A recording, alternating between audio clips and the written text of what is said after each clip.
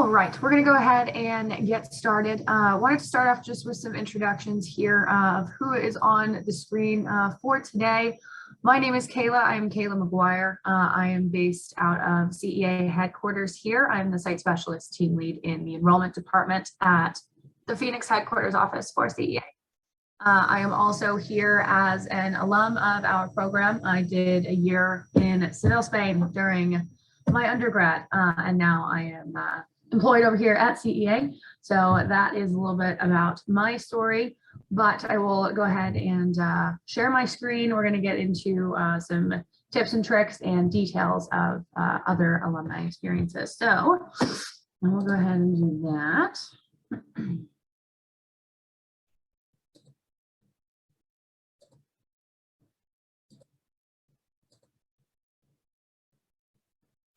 All right. So this is me. So as I said, I did spend the 2015 to 2016 year with CEA in Seville, Spain. I attended our advanced language and culture program for the entire academic year there. I am now based in Phoenix, so I work with students that are going really across all of CEA's locations on program logistic information. And I am here to lead the site specialist team under the director of enrollment. So I will be here for certain questions, but really just as more of an MC type of scenario. So I will hand it off to a couple of my colleagues here who are past alumni as well to speak about their experiences. So thank you so much. Oh no, that is the wrong way. Here we go. Okay, so you can go ahead and get started. Hi, everyone. My name is Paula Samina, and I am a 2018 CA alumni. I studied in Paris, France during my junior year of college. And I did my undergrad at Ithaca College with a screenwriting degree, and I graduated in 2020. So 2018 was my junior year, and that's where I did my abroad program. The classes that I took were largely liberal arts, and I studied under the communications major that they had at the Paris campus. So a lot of my classes geared towards general ed. So I got to check that off my list in terms of what I needed to complete for my major. So that was great. And one of the main reasons that I chose to study abroad was just, well, for one thing, I've always wanted to go to Paris. And when I found out that I could study abroad while being affiliated with my university, which basically means that my financial aid transferred over to a study abroad program, that was a really cool opportunity for me to be able to take part in something that I didn't know if I'd be able to take advantage of otherwise. So that's why I just really valued the experience.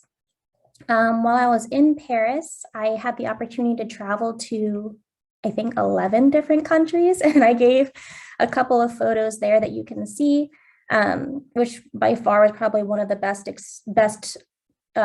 things that are about study abroad is that travel is just so much more accessible. I found, especially being in Europe, it can be like 20 euros to take a bus from Paris to Amsterdam. So that was really great.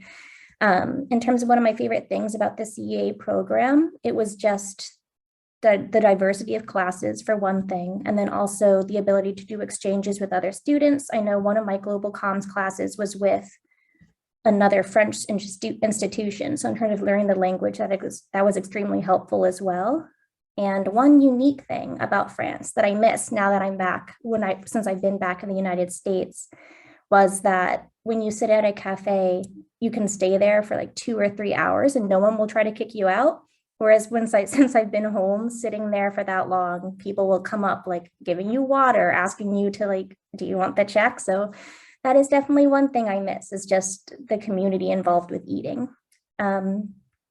Yeah, I guess that's like pretty much the overview. I'm actually back in Paris now as a grad student just because I loved it so much. And I'm really happy to be able to be here again. So, yes. Thank you. Perfect. Okay. Carlo, you're up next. If you'd like to take it away. Hello, everybody. My name is Carlo, and I'm an Italian international student at the university, a small university in Boca Raton, close to Miami in South Florida. I graduated with a degree in sports management in May 2021, and I'm back at Lynn doing my MBA in hospitality this year. And I went studying abroad in 2020. So my experience was a little bit shorter because of the COVID-19 pandemic. I was there in Spain for 2 months, but those 2 months were very intense and I really enjoyed it. So maybe a question you might ask is that why you're Italian and you were studying in the United States and you go back? So I always loved Spain and I really I liked Spanish, the Spanish culture, the Latino culture. And when I was here in at Lee University in South Florida, because of the big Latino population, I wanted to learn Spanish and I wanted to get to know the Latino culture. So I said, because I speak Italian as well, I think it also will be easier to learn Spanish. And when I heard that my school offers study abroad programs at the same price, at the same price as a semester at my university, I decided to study abroad, and I went to Spain. Also, I'm a person that I really like people, and I like to network. So I just wanted to travel, experience, take advantage of opportunities, and get to know people. So yeah, I went to Spain, during in the spring 2020 for the business program. So Kayla, if you want to go to the next slide, I'll briefly talk about some highlights. Thank you. So my experience, it was very fun. I got to meet a lot of friends from the United States, also a few Latinos that helped me out with my Spanish, and as well a few Catalans since I was in Barcelona. Barcelona is an amazing city. It was the first time for me living in a big city, big place. So a lot to do. You never stop. It was just amazing. And I also got to know, to learn Spanish, of course, but also network with the CA faculty in Barcelona. They're very nice people, and I always enjoy talking to them. Professors as well, and faculty in general, as I connected well with them. I also had the opportunity to travel and visit other friends that were studying abroad at the same time, both in London and Dublin. So that was a very cool experience. And also, probably what I take the most out of the experience in Spain, apart from being able to learn the language, is that I took a class in human resources at the Universitat Autònoma de Barcelona, one of the university in Barcelona, one of the local university. And that was just something that probably the best class I ever taken in my college undergraduate, because it literally put me in a mindset that helped me getting an internship after back in the United States. And I also been able to learn how to sell myself, how to network better, how to perform well in interviews. It was a very interesting class, and I'm still in touch with the professor who is Catalan from Barcelona. So that was definitely a class that changed my entire college experience, because without that, I would have not probably performed as I've been doing in the past 3 years. So yeah, that was a brief overview of my experience. So I'm looking forward to answering questions that you might have.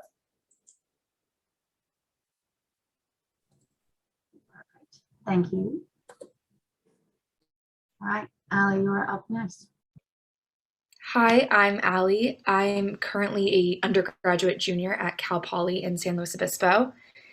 And I just got back like 2 months ago from Florence in the fall. So I did have a lot of like traveling adjustments with COVID. So I'm happy to answer any questions about that. I mean, it changes every day, but I can answer how I went abroad with it. So I was in Florence, Italy, and I loved it so much. I had always wanted to go abroad, and I wasn't sure where. And I was just looking at the program, and I thought Florence looked cool, and I'm so thankful I chose that city. It was beautiful.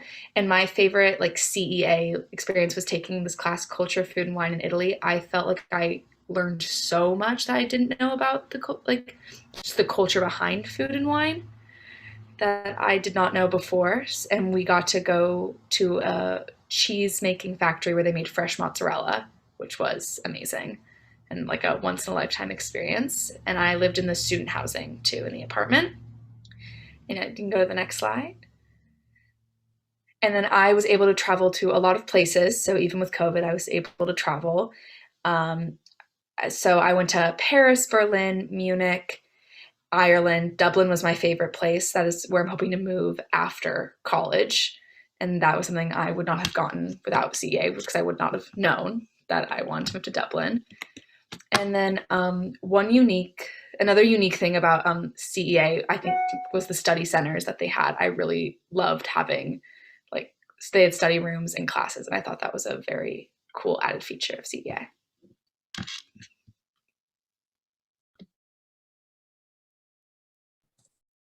Perfect. Thank you. Okay, so really want to open the floor up to see if you do have any questions about study abroad, about CEA, about any of our own experiences. You're welcome to ask me as far as job-wise, kind of how I ended up where I did. Happy to chat about that as well, now as a member of our enrollment team. But I'll go ahead and take a look. You're welcome to put different questions in the Q&A or in the chat, and then we can monitor them that way. So yeah, I'll just give a couple of minutes to have those entered, and we'll take it from there.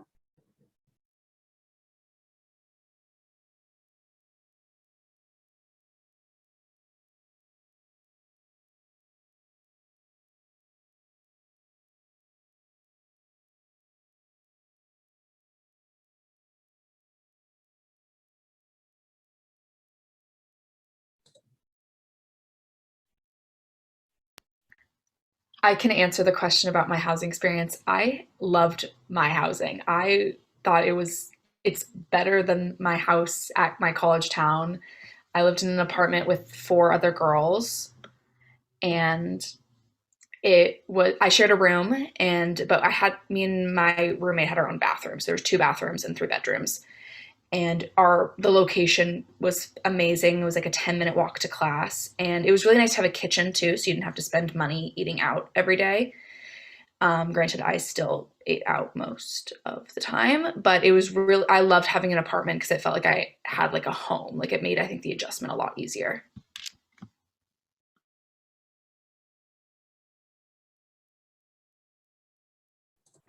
Allie, did you want to touch on travel and adjustments to COVID, or if anyone else has also?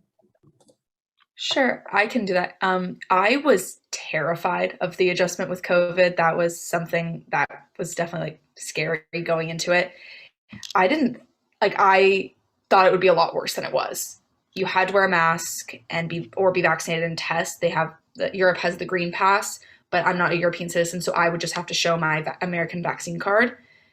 But as long as you follow the requirements and keep reading and make sure you're up to date on mask mandates on the places you're traveling to and where you're living, you're going to be okay, just as long as you're aware. And the only real restriction I had was I couldn't travel to the UK because I would have had to test there and back.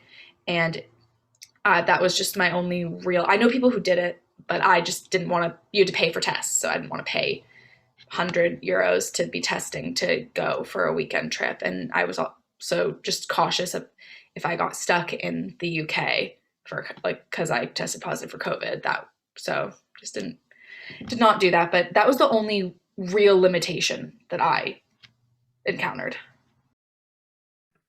If I could also hop on that one, because I know that because you said you got back 2 months ago, Allie, from being abroad. Yeah, so I've also been abroad for that long as well, doing grad school here in Paris, and I can agree that it's just a lot to deal with. But I feel like if you are in Europe, like while you're studying in Europe, a lot of the COVID mandates are very similar between countries, except for the UK, because they're separate from the EU now. But like what I found is in terms of traveling is most of what they'll require is for you to be fully vaccinated, and then you might need like a passenger locator form or like a form saying why you're traveling. But as of right now, like you're allowed to travel between countries for leisure. It's just a matter of having all of the forms on hand, which can seem like really overwhelming, but it's not as bad as it feels. Perfect. Okay. Looks like we have several up here. I will take this one. I did do a homestay when I was with CEA. So I did live within our housing. I was with the same family for the entire year. And it was the best part of my experience, to be quite honest. I really wanted that deep dive into language. I studied in Spanish. That was what my degree was going to be in. And I wanted to come back to be fluent. That was why I went in the first place. And to Peyton's question as well, as far as how did I choose to go, that had a lot to do with it as well. I wanted a place where I couldn't easily find English. You certainly still can in Sevilla, but I wanted a smaller city in that case. So I made the decision to do that and stay with the family. So I will say a nice thing about the CEA is you will complete some sort of housing application. And within that, we are having students like myself complete lifestyle questionnaires. So going through all of that matched me with a family that was basically perfect for me and for my interests. So I really wanted to study wine, and I was very interested in art. And my host parents were artists, so they placed me in that way. So we really try and make it the best little connection. I sat at the kitchen table and I did my homework, and my host dad came in and he helped me with my conjugation. It was very similar to living at my own parents' house. They welcomed me with absolute open arms. I still talk to them all the time. My host sister is having another baby and she's getting married. So yeah, it's been one of the best relationship builders that I've ever had. I have so much love for that family, and everything that they gave to me, I could never have even imagined to ask for. So I loved it. So I'm definitely a component of the homestay experience, if that is something that you're looking at. I don't know if anyone else has anything to say on that one.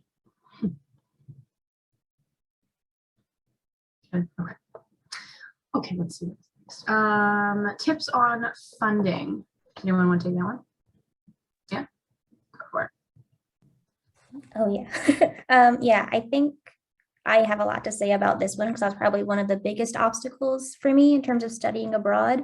And I would say that the biggest help with that was checking that my school, or that CEA does allow you to travel through your university, which basically just means that any financial aid that you're receiving at your home institution will transfer over to the cost of tuition for CEA. So that worked out very well for me because I had a good financial aid package back in the United States. So that helped to cover a lot of my costs. And then CEA also offers scholarships, and you can check online there as well. And there are also other outside resources that you can turn to. Like there are tons of grants, scholarships that you can apply for. I'd be happy to share more about that because I have a whole list from when I was applying to study abroad. But probably the biggest thing is just making sure that your school allows you to study abroad by transferring your financial aid package. And that can be be used for a lot of different things, including studying abroad, going to grad school abroad, interning abroad. So that would be a big resource.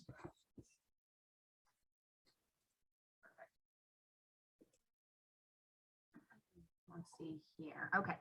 What was your biggest misconception of your host country before you went abroad? I can definitely speak to that one, but anyone have anything off the top of their head? I will go first. So I had spent a very long time in high school, studying Spanish. And I think you have that idea in your head where you're like, oh yeah, I'm learning a language because you're sitting in a language classroom and you're learning conjugations and you're learning vocab words and things like that. And I think that one of the biggest differences for me when I was in school, which obviously is a major part of what you were doing there, it's the fact that one, you have to learn the language and process that, and then it's a two-part scenario. So I'm in a language course basically, but it's not, because it's real Spain and politics of European nations. So it's processing the language first and then processing the information. So it was a very different way to learn for me, because it was that two-step. So you first had to understand what they were saying, and then you had to process what that information meant and how to put it in your own brain. So in the beginning, I tried to like translate all of my notes back into English. That did not work, and it was not very time effective at all. So I ended up putting, notes in Spanish, and then that's how I continued out the rest of my year. Granted, that was quite difficult. But I thought because I had studied Spanish and I had been at pretty high levels in the United States that I was okay. No, not necessarily. A lot of the time you will test a little bit lower in language levels just because learning it in the United States from, professors that maybe it's not their first language. There are a lot of nuanced factors there, I think, that come into play.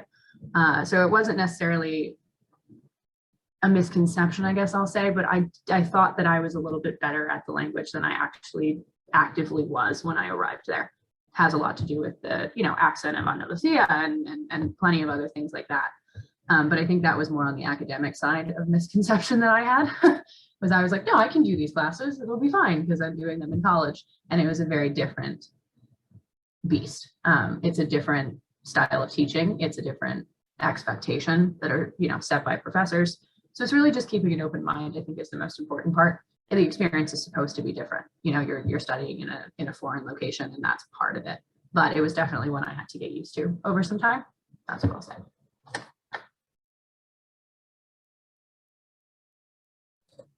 Anybody else on that one? I'm good. Let's see here. What was it like making friends in France? Oh, I guess one of the biggest things, because when I studied abroad, a lot of people might go with like friends or like other classmates from their home institution. I didn't do that. I went without knowing anybody at all. It was also my first time like off the continent of North America. So like it was very, I didn't know how it was going to go. And pretty much when I got there, it was almost like freshman year orientation all over again. And I myself am a very like introverted, shy person. And so being in a foreign country, even though it was with like most of the students in my program were also American, but it took some getting used to because I had to cope with being so far away from home and then meeting all of these new people. But I really found that CEA makes really great efforts in connecting people in the program, like not even just people that were taking the communications classes like I was, but also the architecture students, the fashion students, and so on. So we did most of that came from doing excursions together, which you should definitely take part of because there's some pretty cool excursions that you will go on. And that's a really great opportunity to meet other kids in your program. Before I mentioned that we were also taking some classes at a French institution, and that was really a great way to meet students that were locals. So then they would invite us out to lunch after or for drinks. We would get to know them and get to know their friends. So there are just really so many ways to connect with other people, not just from the CA program, but just other young adults in France. And the biggest thing to do is to just put yourself out there. Even if you are shy, if your roommate invites you somewhere, go with her so that you meet her friends, just finding opportunities to like mingle and get to know people, and then you'll click with someone. Hopefully that answers your question. All right. Let's see here. Did you experience culture shock? I did, but I think it was more significant for me, at least personally, on the way back. So when I first got there, I think I was in such a honeymoon phase of just loving everything that was happening and being in this new place and with all, new experiences. And while it was definitely hard, I want to say it was around like the 3-month mark for me that I realized like, ooh, I should be here for like 9 more months. And I don't know how I feel about that because I had kind of gotten over that honeymoon phase at that point in time. But I think the most culture shock for me was when I came back to the US, because the way of life is just different and you get used to things in a certain way. And I really, to Allie's point, or just kind of exploring throughout the city. I used to do the cafe thing. I would just sit there for like 3 hours and no one would come up to you and everyone was super happy that you were there because, and I try and explain it in a way of, I feel like here we're always doing something to get to the next thing. like in college or like when you're going to work, you're like eating breakfast while you're driving there and you have like a million bags of stuff that you have to do later, like all of that. And they treat, you know, meeting your friend for coffee or getting lunch together as the thing that you're trying to get to. Like it's not something to be brushed over almost. And I think that can be so different here because we're always on the go about everything. Whereas I felt that people, when they actually asked about how my day was, it was because they wanted to know, and that was different. So like coming back to the States and coming back to finish my degree, that was definitely different. Coming back to US campus and US lifestyle. So yeah, it was worse for me on the back end. I was like, I don't know how to be this person anymore because I was so happy and used to being another person for a while. But I think the nice thing about that is that I brought it back with me. So now when I ask my friends or my family how they are, it's because I want to know. It's not some surface level question anymore. And I think that's really beautiful. That was deeper than I wanted it to be, but that's my answer. There you go. Anybody else on culture shock?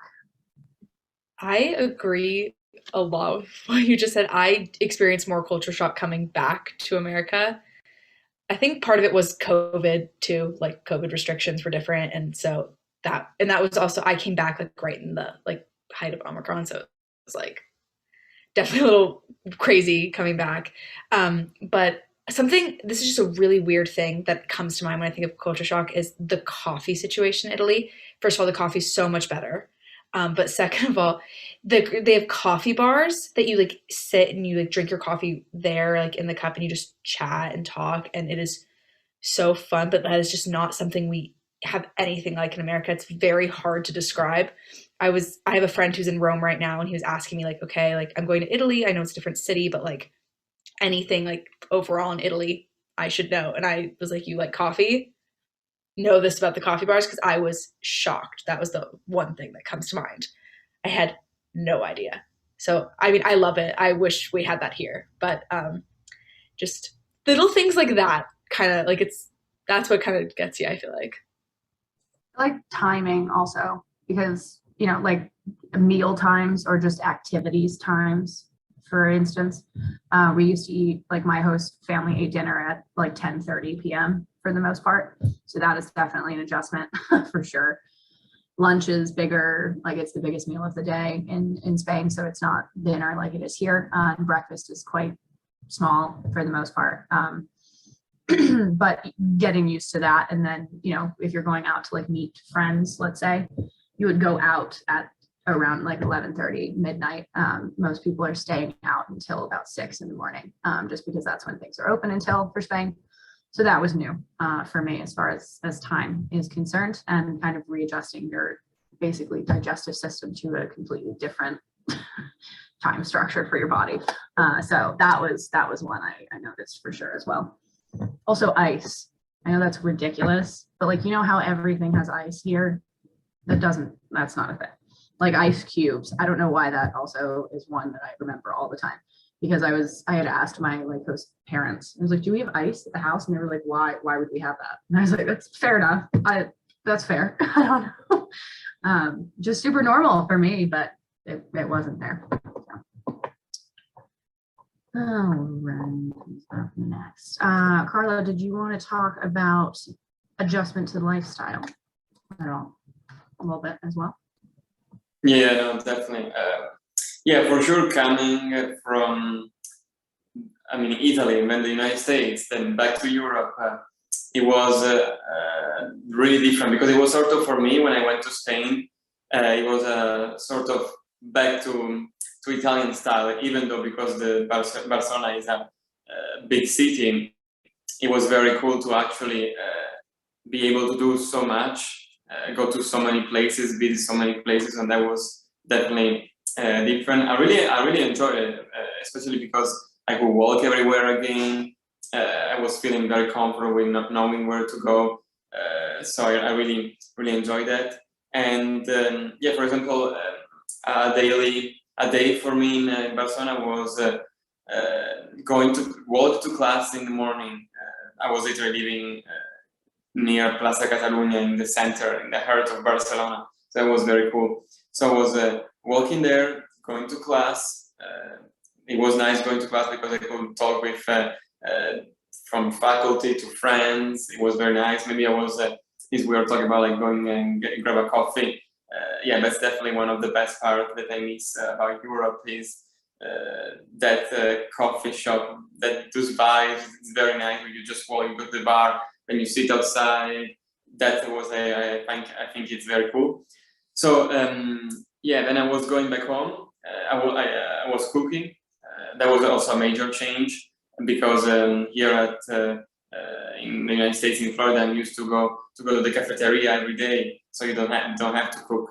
While there, I had to go shopping, cook, and that was a different routine. And I think it helps you a lot for to become independent later on in life. So there was something you had to also think about. Okay, I need to maybe spend 1 hour, 2 hours for shopping. I mean, for grocery shopping and for cooking. And then in the afternoon, I was always doing homework, or maybe I was just going somewhere in Barcelona with some friends and trying and visit new places. That was I really wanted.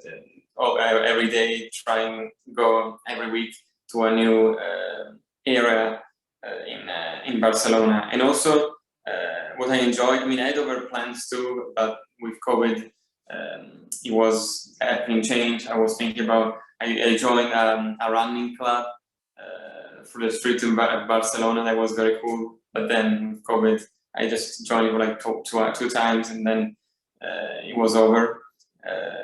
And then I also thought about going and volunteer at a tennis tournament, a professional tennis tournament. So I had a lot of experience that I wanted to take advantage of, but then it happened what it happened.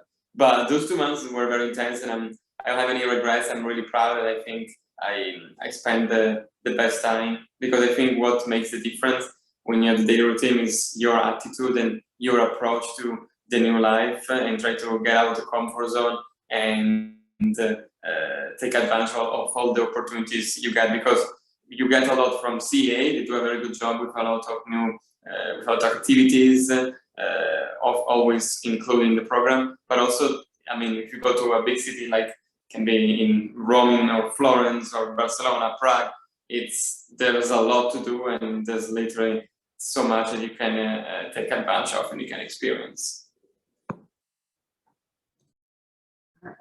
Thank you for that.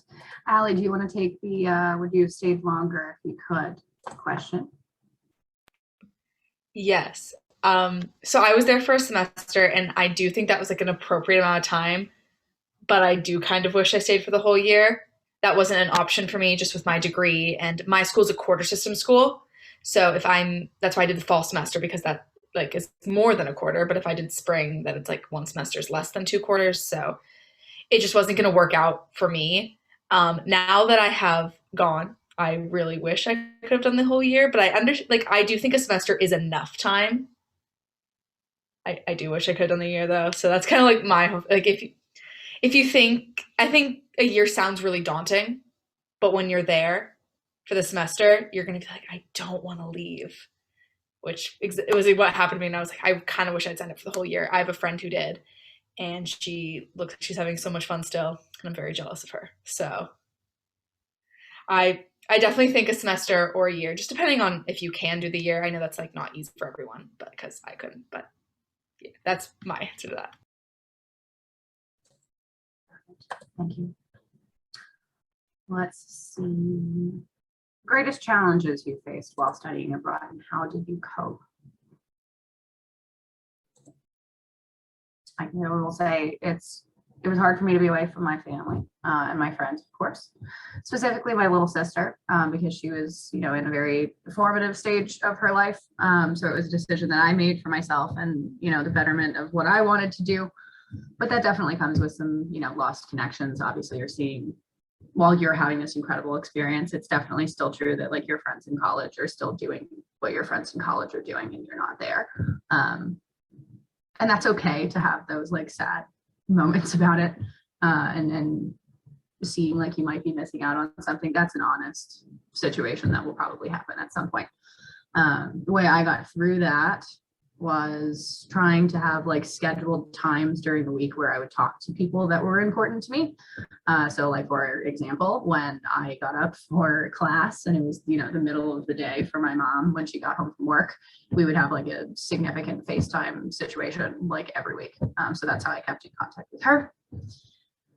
Same thing goes for my friends back at home that I wanted to remain in contact with for that time frame. But also I had such a great support system. I think it was really important when I was going through the application stage, and the fact that I had decided I wanted to do the year and that I was going to leave, and that I was very stubborn about it. At the time, I was 18 and my parents were like, all right, you go ahead, do it. And then I did, and they didn't think I would actually do it. So that was the difference. But having that really great support system helped me a lot. Because I knew that when I came back, I still had people that loved me, and regardless of where I was or what I was doing, they would still, you know, do that. So that I feel very lucky to have. But mostly for me, it was being away from my family. It still is now in my adult life and living at headquarters for CEA. I'm from the East Coast. We are on the West Coast. So similar instances now, I guess, but better coping skills as I've gotten older. Anybody else on that one? Well, for me, I'll also add on top of being away from family and friends and having it be like a 6-hour time difference. Another big challenge was the language barrier for me, because I went knowing very limited French. And I kind of had like the naive thought of like, oh, I'll just use like simple French phrases and words. But when I got there, like people would literally not talk to me if they could hear my American accent, or if I like asked them, oh, like, do you speak English in French? They would be like, no, even though they understood what I was saying. And I'd be like, you definitely know some English, help me out here. So the language barrier was a big one for me. And luckily I was taking a French class through CEA, so that helped a lot. But I think just if I would have hoped that I would have wanted to be better prepared in terms of facing the language barrier before I went, because that really affected the way that I experienced the country for a good like 2 months, just because I felt like, oh, I'm so dumb. Why did I think I can do this? Why I should just go home? And it was just all from the, you know, just not being able to communicate with other people, like just getting groceries, going to the bakery. Like that was a really big thing for me. So that would be a recommendation, is to make sure you know some of the language before you go. Yeah, sorry, I spoke absolutely zero Italian before I went. I knew ciao. That's it. That's what I knew. I knew nothing. That was not smart. I should have tried to learn something. Everyone was very, very nice to me when I would try, and I think they just looked at me like, we speak English. Our English is much better than your Italian, which it was. I took an Italian class through CEA, and I did learn a lot.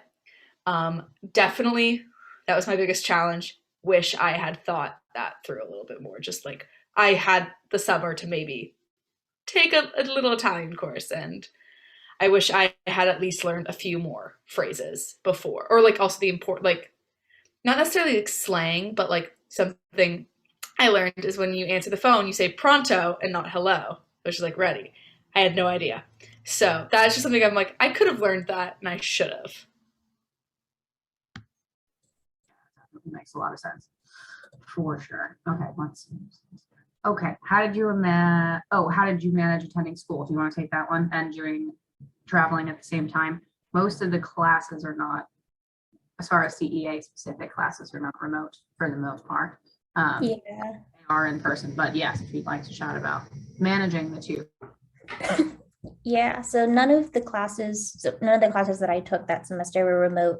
But the way that I was able to travel so often, because like I mentioned before, when I was studying abroad then, I traveled to about 11 different countries. And most of that was because I didn't have classes on Friday. And then my Monday classes didn't start until 5 p.m. So I could travel over the weekend. So usually what I would do is I would leave after my 2 p.m. class on Thursday and then have like fly out Thursday night and then have Friday, Saturday, Sunday to like spend in another country. And then I would fly home on Monday in time for my class. Yeah. So it was just a way of like working around my schedule. But again, I found a lot of options that were moderately cheap, like a 20-euro train ride to Amsterdam. I think the only long trip that I took was during the fall break that semester, and that was a week long. So that allowed me to have a bit more time to travel places. But mostly I took short weekend trips in countries that were surrounding Paris.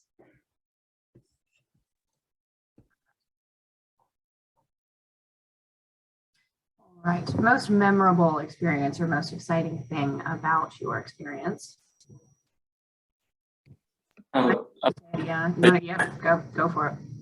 Okay. Yeah, no, I think it's two, and it's about people. So I found out before going to study abroad that an acquaintance, so he was a friend that was supposed to come to the United States with me, a friend from Honduras. He's one of the alumni ambassadors as well here, and he was supposed to come to my school in the United States, and then he didn't.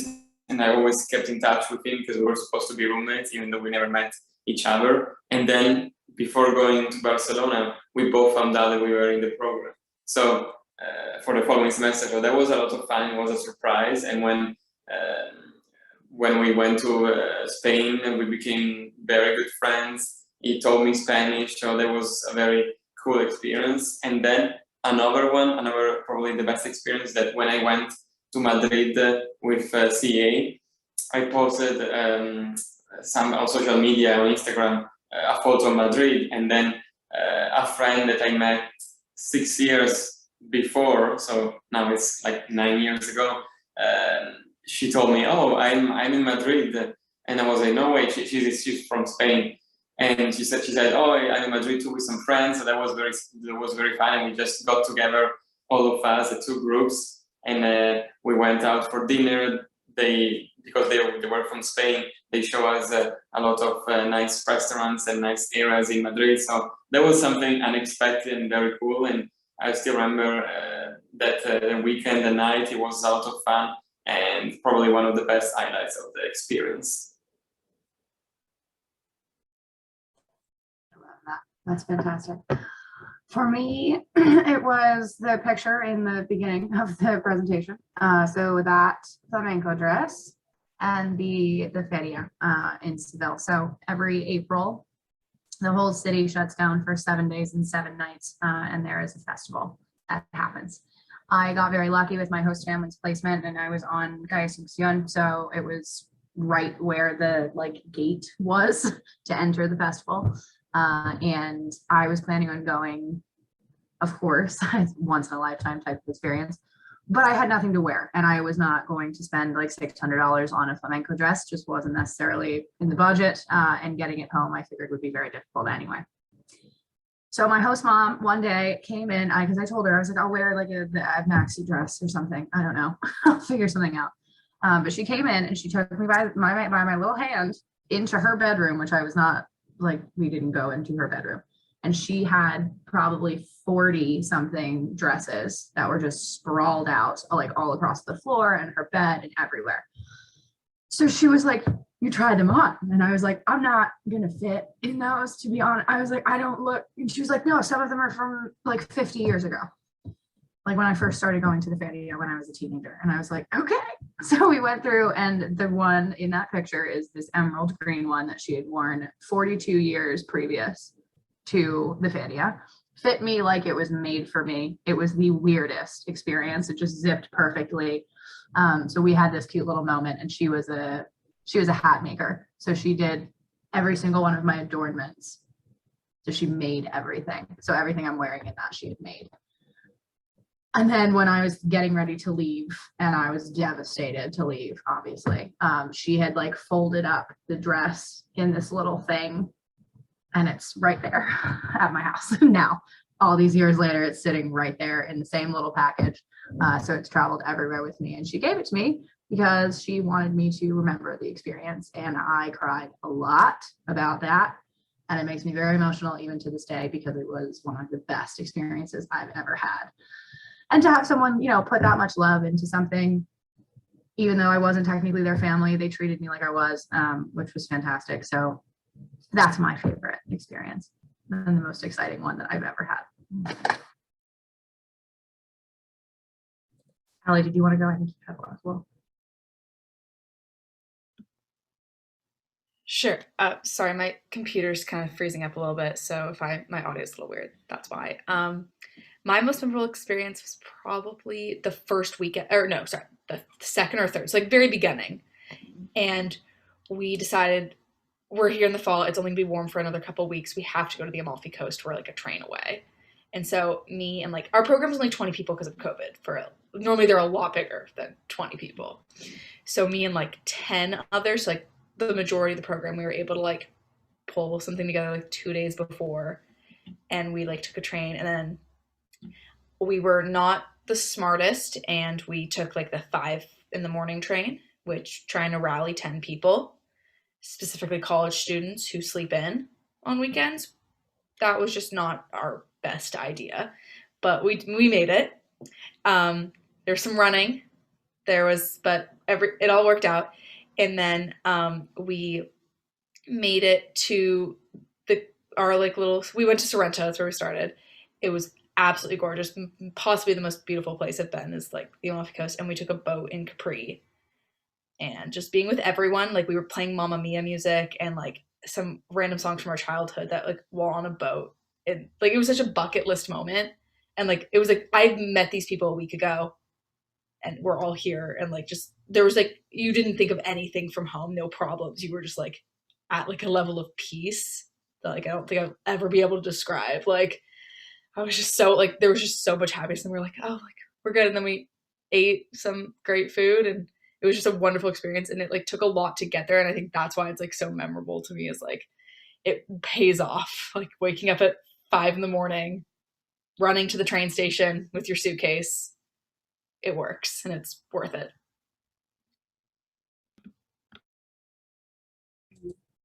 Perfect. Okay. Let's see here. What was something that you learned while studying abroad that changed you for the better?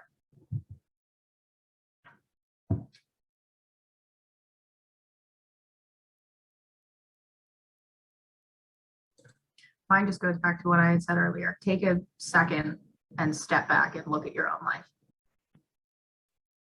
Which sounds ridiculous when you actually say it out loud, but genuinely, like take a step back and look at everything that's happening in front of you and actually experience it. I was never doing that before I lived in Spain, and I have done that since, because it's important to actually experience the things that you're going through and not just do the one thing to get to another thing. You have a life that you're living actively, you should do it, and Spain taught me that. Best food I ate, definitely patatas bravas. I know that that's a horrible answer, but I don't care. I would give my right arm to eat this one specific meal at this one specific restaurant. I will send you the recommendation. I want to go. We can go right now. I don't care. No, it's the best meal that I've ever eaten in my entire life. Delicious. Who's next? You can double question and answer.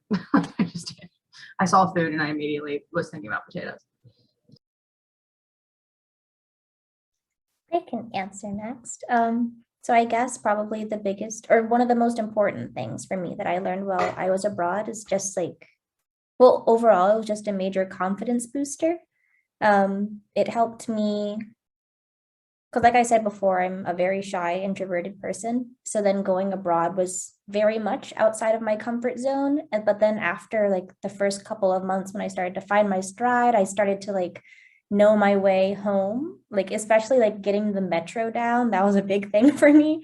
Or like walking home from class, like I would be able to know like, okay, I can see the Eiffel Tower in this direction. I follow the sun in this direction. I should be home in this amount of time. Like the moment it clicked where I was like, whoa, I figured that out. I know where I'm going now. So just now, like even going back to the US, it's what fueled my decision to say like, hey, maybe I'll apply for jobs abroad. And I ended up working in Barcelona for 3 months this past summer. And I went back to I went to grad school and back in Paris now. So it's just been such like a big impact on my life in terms of what I know I'm capable of and what I can do. And also knowing that I do like to travel and I like experiencing the world. I like learning from different cultures, and just it's something that I know I want to do later on down in my career. And especially as a screenwriter, as a writer, I find a lot of value in getting to know other people from different places, because I feel it helps fuel my storytelling. And I guess back to the food, I actually didn't find this dish until I went to Paris this second time around for grad school, but it's something called a pain au chocolat au almond. It's like a chocolate croissant with almonds. It's so good. It's a pastry, but it's not as bready as a typical pain au chocolat. It's like more like chocolatey and like a cake almost. It's so good. It's so good.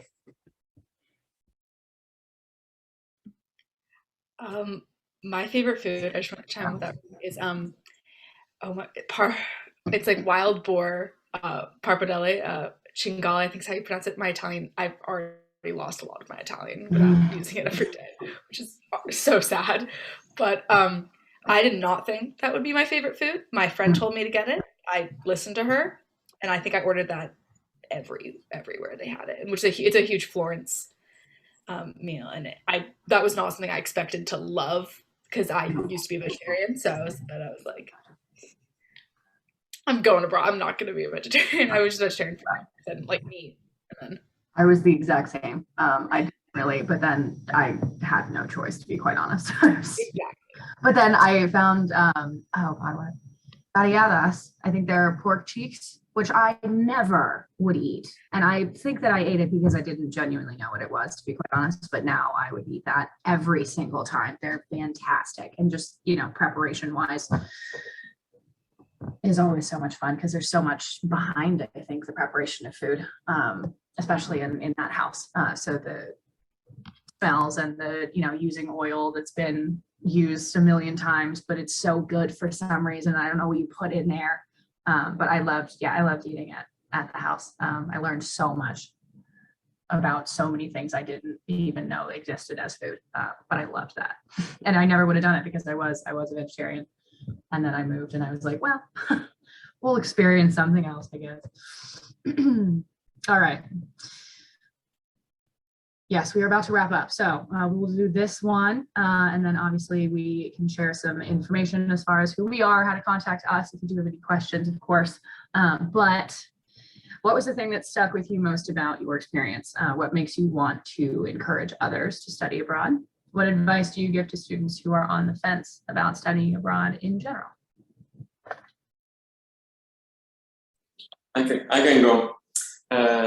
Yeah, so I think that I always talk about when you're in college or like in life in general, take advantage of valuable opportunities. So I think the study abroad, I think is one of them, because it definitely helps you to change as a person in a good way. You definitely become more open-minded. Also, you improve like how to socialize. You to become more independent as a person, get to know other cultures, and better understand how people work, how people behave. So I think that's definitely some of the basics, some of the main aspect of studying abroad. And then, I mean, you also never know the people you're going to meet when you study abroad, the people you network. You might end up living where you're studying abroad, working there.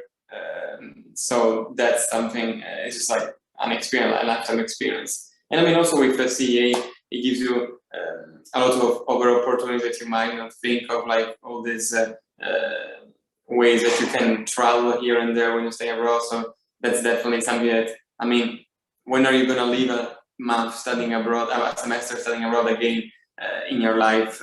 So it's something like, I think it's something that if you do it in college, it makes the experience better overall. Anybody else? No. I guess the thing that stuck with me the most were just the opportunities to meet other people, like Carla was saying, like even not even just people who are in the program, but it could be like, I've met people while I was doing other travels or just walking around Paris. Like there was this one other tourist who was trying to get photos in front of the Sacré-Cœur in Montmartre, just like a really big like church, and she recognized that I was American, probably because she heard my accent and asked, "Hey, can you take a photo of me?" We ended up getting dinner afterwards, and even when I moved back to the US, we met up a couple of times from there. So it was just such a great opportunity to make friends from different places, and it's just an opportunity that I wouldn't have gotten if I had stayed all 4 years at my home university without deciding to go abroad. And I guess advice that I would give if you're on the fence is like, if you have the means to do it, just like I couldn't even imagine not having gone abroad at this point. Just because again, like it was something I never thought I'd be able to take advantage of. And since doing it, it almost makes me like want to tell everyone like, hey, if you have the chance to do it, you should, because there's a lot of talk going around that not everybody can take part of these specific opportunities. But the truth is there are so many resources out there that can give you the means to do so. And it can honestly like change your life. I know that's really cheesy, but that's what it did for me. Allie? Yeah, I just agree with everything that was just said. But I think I learned so much about myself and like my priorities in life, specifically after college. Stuff I didn't like, I just would never have imagined. I've learned I really would love to move to like Dublin. I loved Ireland so much, and I want to move there. And I am trying to like right now I'm like looking at ways I can like either do like grad school there. I'm pre-law, so I'm like looking at law school and like law schools with abroad programs or programs partner universities where I could do part of my degree abroad, or if like I want to take some time before law school and just travel and stuff. Like I was always, I think, like Kayla was just saying, like, so like what this means to like the next thing, like college is to get to law school is to get to being a lawyer. Like now I'm like, no, I'm gonna enjoy it. Like I'm gonna enjoy my time. I'm gonna just be where I want to be. I'm not gonna like force myself to do something just to get to another thing that I then have to force myself to get through to get to something else.